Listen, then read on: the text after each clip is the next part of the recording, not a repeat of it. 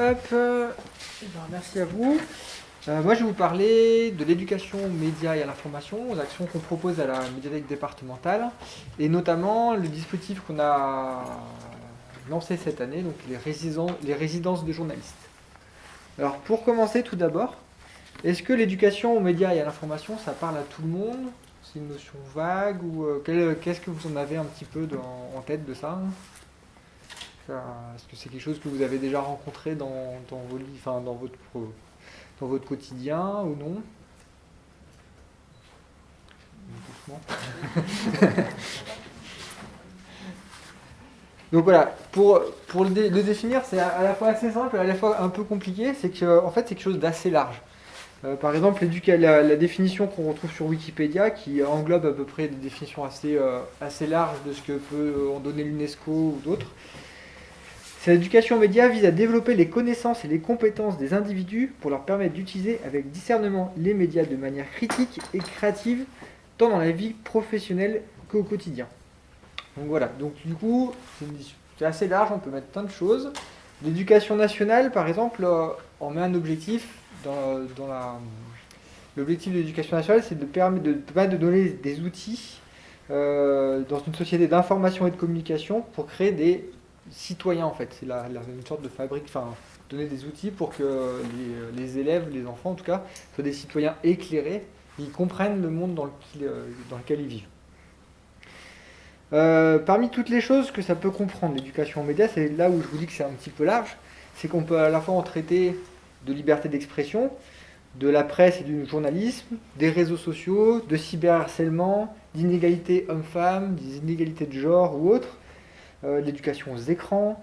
Voilà, c'est quelque chose d'assez large. Et l'objectif, justement, la difficulté de l'éducation aux médias, quand on met un peu le nez dedans, c'est justement cette masse de choses, de possibilités dans lesquelles il faut qu'on trie et il faut faire des choix par rapport, comme un petit peu tout, à la population du territoire où vous vivez, aux problématiques qui lui sont propres et à vos compétences aussi et à vos envies.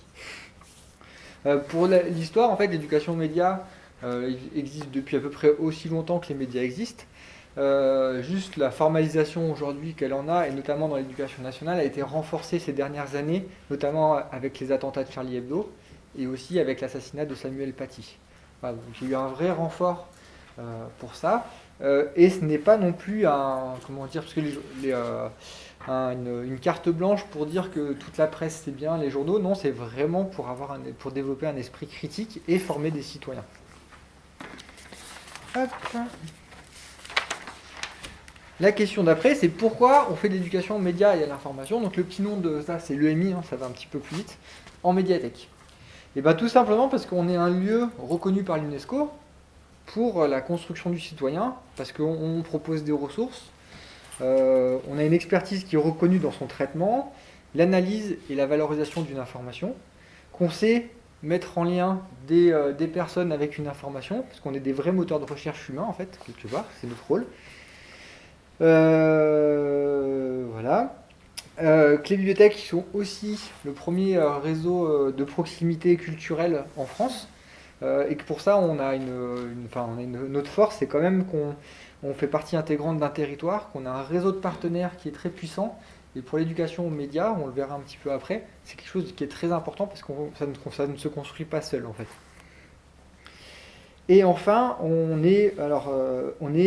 propose des contenus pour tous les âges et on est ouvert gratuitement à tous. Ouais. Pour la médiathèque départementale, l'éducation aux médias et à l'information fait partie de nos priorités. Elle se retrouve dans le plan lecture du département 2020-2026, dans l'axe 3 qui est renforcer les actions en direction des publics prioritaires pour le département et la médiation culturelle en bibliothèque. Donc c'est pour ça qu'on va développer, on a commencé à mettre en place et on va développer tout au long de son plan lecture des actions, parce que ça fait partie de nos priorités. Et ces actions sont les suivantes. Hop. Donc on a défini pour l'éducation aux médias et à l'information à la médiathèque départementale 6 axes. C'est là que je vous dis on a dû choisir parce qu'on aurait pu en prendre 12, 15, enfin le choix était très très large. On a choisi 6 qui sont quand même assez larges.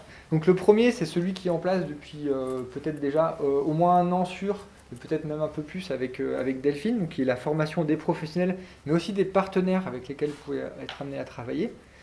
Donc avec une proposition de formation qui est intégrée au catalogue de formation, avec des partenaires, avec Médiat notamment, qui était chargé aussi par la DRAC de la formation sur ces questions-là pour la région l'année dernière.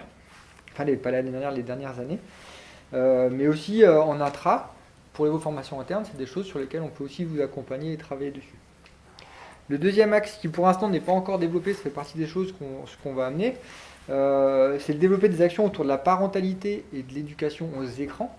Parce que cette éducation aux écrans, on peut ne la réfléchir que à travers la parentalité pour qu'il y ait un vrai échange dans la famille, que ce soit l'accès aux écrans pour les tout petits qui peut être problématique, ou avec des adolescents, ou même des enfants globalement, est-ce que les parents savent comment leurs enfants accèdent aux écrans, mais vice-versa, chacun à apprendre aussi les comportements les uns des autres.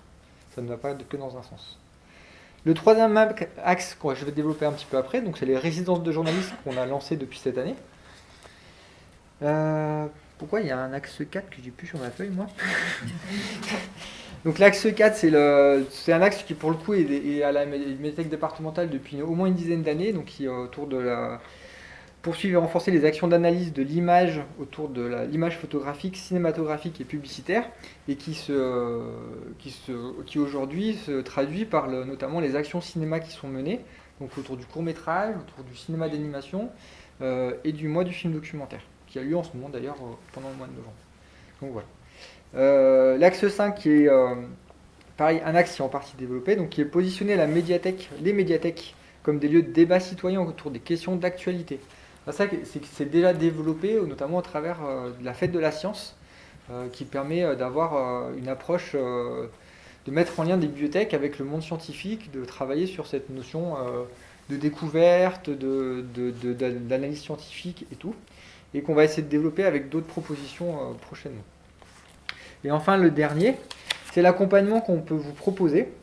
Donc soit parce que vous avez un projet et du coup on peut venir vous voir pour vous accompagner en termes d'ingénierie, pour vous aider à le monter ce projet, aussi pour vous accompagner financièrement pour le monter, mais aussi de vous mettre à disposition des outils.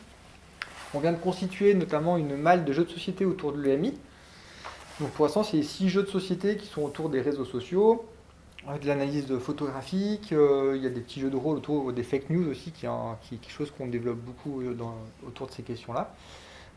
Donc il y a 6 petits jeux, c'est des malles qui vont être amenés à se développer, et notamment pendant les résidences, on a organisé des soirées jeux autour de ça, et l'idée c'est que c'est vraiment intéressant en famille, parce que du coup on se rend compte que chacun, comme je disais tout à l'heure, les enfants ont autant à apprendre à leurs parents que le contraire, sur leurs usages. On est en train de constituer aussi des kits de web radio et de web télé. Donc pareil, qui sont dédiés aussi pour le moment pour les résidences, mais qui vont, suivant les besoins, qui pourront être amenés à circuler aussi si vous avez des besoins par rapport à ça, par rapport à vos projets. Des propositions de ressources documentaires qu'on met régulièrement sur le portail, et on travaille dessus en ce moment d'ailleurs à une page qui va centraliser un peu tout ça, les dispositifs, les ressources documentaires, la veille qu'on peut faire, pour essayer de centraliser ça sur un même lieu, que ce soit plus lisible pour tous et pour que vous vous retrouviez plus facilement. Donc le focus que je voulais faire, c'est sur la résidence de journalistes, les résidences même, qui ont lieu en ce moment même, donc durant tout l'automne, dans 2 bibliothèques du réseau, donc Niveau-la-Vermelle, qui se trouve à côté de Bourgoin pour le Nord-Isère, et Saint-Martin-du-Riage pour le Sud-Isère. Donc ces 2 bibliothèques ont été sélectionnées en décembre ou janvier dernier, et depuis on a travaillé avec eux, donc c'est vraiment un projet qui s'étend sur toute une année quasiment. On a travaillé avec eux, on a sélectionné ensuite 2 binômes de journalistes, un binôme par bibliothèque.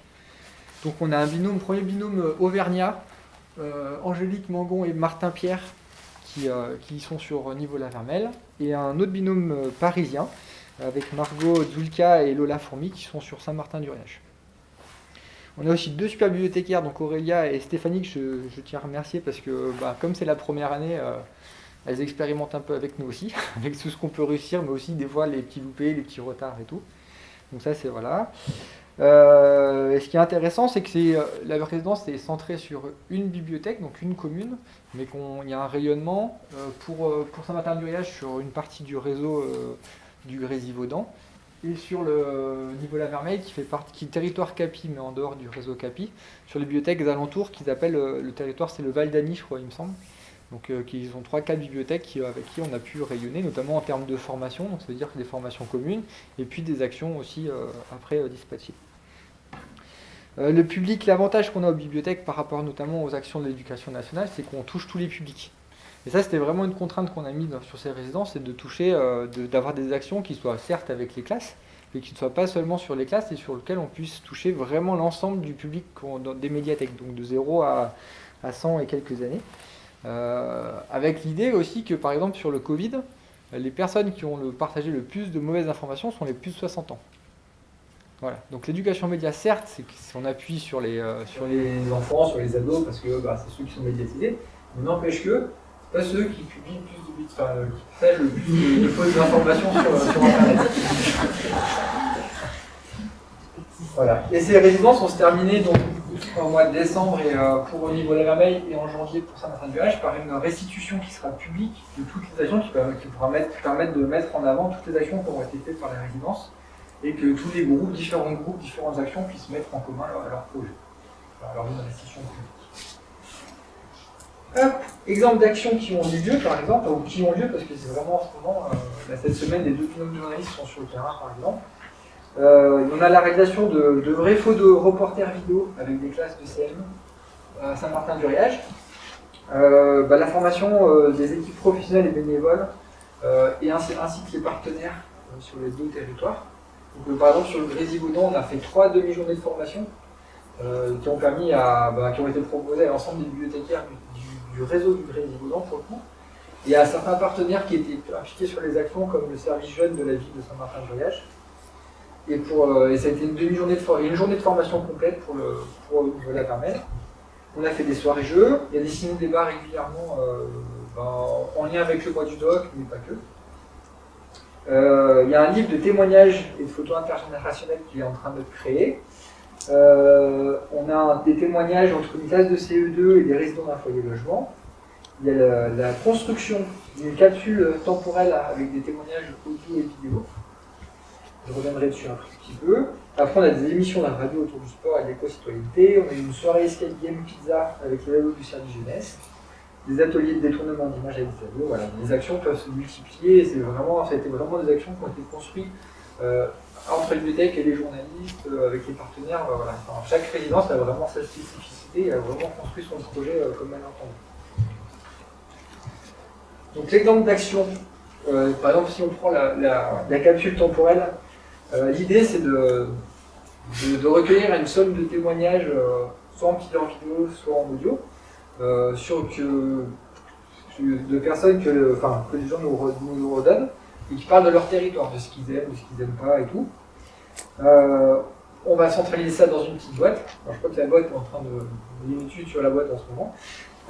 Et on va l'enterrer ou la fermer à clé pour 50 à 100 ans. Pareil sur la période, il faut encore aller en négociation. Savoir si on va être encore là pour l'ouvrir ou pas. Et il y a une petite, la semaine dernière, les journalistes ont été sympas, ils ont fait fuiter un petit témoignage d'un enfant de 7 ans qui parle du parc du Riage, donc du Grand Parc. Et je vous invite, si vous voulez, à le regarder sur leur page Facebook parce que c'est vraiment sympa. Il parle du parc, pourquoi il ne faut pas abattre les arbres, qu'est-ce qu'il ferait s'il était maire avec ce parc. C'est assez drôle et du coup, j'imagine que dans 50 ou 100 ans, ça sera vraiment drôle de l'entendre. Voilà. Et sur cette capsule, j'ai pris cet exemple de capsule parce que typiquement, c'est le projet qu'on pensait vraiment casse-gueule. Quand elles sont venues il y a 2 semaines, leur premier rendez-vous, il y avait une personne, alors qu'elle avait fait beaucoup de pubs, et il y a 2 semaines, quand elles sont revenues, elles se sont dit que ça, c'est le projet qui va être impossible à mener. Elles animent des permanences dans le café du village pour ça. Et en fait, elles étaient désespérées juste avant. Moi, je les ai vues juste avant, elles étaient désespérées. Et en fait, elles ont une quinzaine de personnes qui sont venues. Parce que le café du village fait aussi que c'est un lieu de vie autre que la bibliothèque, mais peut-être plus facile d'accès pour ce genre de choses. Et du coup, autour d'un verre, il y a plein de gens qui ont déposé leur témoignage. Je pense que c'est quelque chose qui est en train de faire un peu boule de neige aussi. Donc ça fait aussi partie des bonnes surprises quand le soir elles ont mis des messages en me disant qu'elles avaient eu plein de monde et qu'elles avaient des super témoignages. Alors pourquoi je vous parle aussi de ces résidences, c'est que la bonne nouvelle, c'est qu'en 2022, on repart pour une deuxième édition. Donc ça veut dire que très bientôt, donc fin 2021, début 2022, on va relancer un appel à projet pour trouver des bibliothèques qui seraient partantes pour accueillir des journalistes en résidence. Voilà. Donc on vous dira plus un petit moment, il faut qu'on travaille dessus, donc on vous en dira plus dans un petit moment. Et l'idée c'est que je vais vous présenter le calendrier. Donc voilà, donc l'appel à projet pour les bibliothèques va se dérouler d'ici cette fin d'année ou plus tard début d'année prochaine. On lancera tout de suite derrière l'appel à projet pour trouver des journalistes qui seront adaptés au projet de bibliothèque. Et ensuite, la phase de préparation est plus longue que la phase de réalisation parce que jusqu'en début septembre, il va falloir travailler les calendriers, trouver des partenaires, trouver quelles actions on va mettre en place, faire la com, c'est toujours très très long. Et enfin, en septembre, démarrent les résidences et c'est assez intense que les journalistes sont en général là, sur ces deux résidences, elles sont là 4 à 5 semaines sur 4 mois. Et quand ils sont là, ils sont quasiment à l'activité de 9h à 23h sur 3 à 4 jours. C'est très intense pour eux, mais aussi pour les collègues. Mais c'est vrai, en tout cas, on a de la chance sur ces deux binômes de journalistes, c'est que c'est vraiment des gens très impliqués. C'est très convivial et du coup, ça fait bien aussi de faire ces actions-là. Et surtout que toutes les actions qu'on a menées ont eu un retour très positif, que ce soit des classes, des différents partenaires. Donc voilà, si vous avez des questions sur tout ce qui peut être vos projets, si vous avez des projets sur l'éducation, médias et l'information, vous pouvez nous contacter. Donc il y a ma collègue Cécile Gavard-Lefond à Saint-Martin-d'Air ou moi à Bourgoin.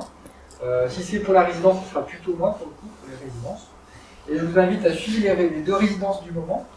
Donc sur les réseaux sociaux, ils sont sur Facebook, Instagram, même Twitter pour celles de niveau-là. Donc voilà, pour voir un peu ce qui se passe, peut-être vous donner des idées, vous donner des envies aussi pour un prochain projet. Voilà, merci à vous. Merci.